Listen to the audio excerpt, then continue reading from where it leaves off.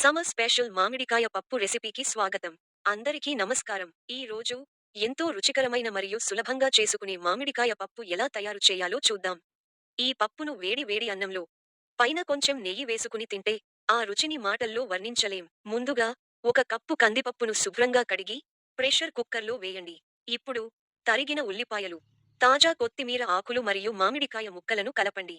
తరువాత ఒక tea spoon కారం పొడి, అర టీ స్పూన్ పసుపు పొడి, కొద్దిగా నూనె వేసి పదార్థాలన్నీ మునిగేంత వరకు నీళ్లు పోసి పప్పు మెత్తగా ఉడికేంత వరకు, సాధారణంగా 3 నుండి 4 విజిల్స్ వచ్చే వరకు ఉడికించండి.